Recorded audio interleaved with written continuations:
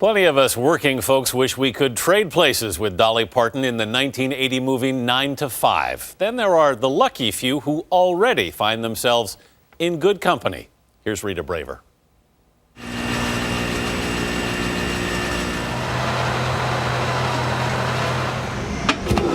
Imagine wanting to come to work every day. This is an organization that cares about individuals, it cares about people.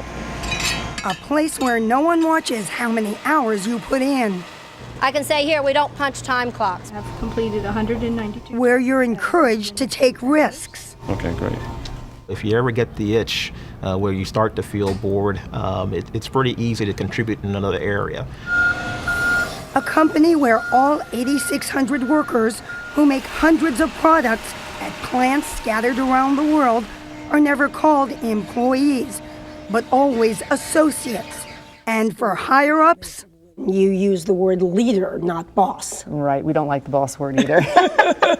What we try to do is have a common focus on the Gore culture. Terry Kelly is one of the few here with a formal title.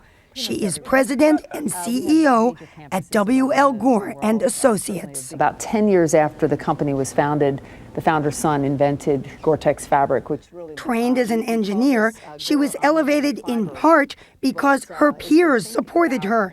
And she says she leads by consensus, not fiat. People understand you're only a leader if you have people that are willing to follow you. And it isn't assumed that because you're a leader, you have all the knowledge. Ever since its founding in 1958 by Will Gore, a former DuPont chemist, and his wife Vive, the company has tried to share the power. It's your extended family because we are here for so long. Associates even help decide how much everyone gets paid. Innovation is encouraged. Take one worker in the medical division who played guitar and had problems with his strings. As soon as the oils from his hands or fingers got on the strings, they would lose the tone. He asked a friend in another division for help and got back some specially produced strings. And that's what launched Elixir Guitar String. And that's obviously a very successful part of the Gore portfolio today. So it's not surprising that Gore has been on Fortune magazine's list of the 100 best companies to work for 12 straight years, this time ranking number 15. People spend a lot of their time working, and they like to work in a culture where they think they're respected. Milton Moskowitz and Robert Levering compile the list, which includes everything from tech companies to grocery stores. Lots of places you've heard of, but many you haven't.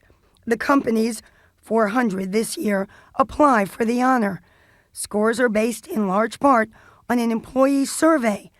Pay and perks have little to do with who makes the list. Levering says he can tell a great workplace simply by watching employees. And a place that doesn't get it, it seems just very inhuman.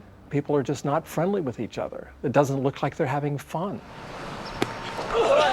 He did it! Of course, not every good place to work looks like quite as much fun as NetApp in Sunnyvale, California, number 1 on this year's Fortune list. Employee satisfaction seems to be as high on the menu as the company's commercial purpose, computer data storage. People who work here are actually told, get a life.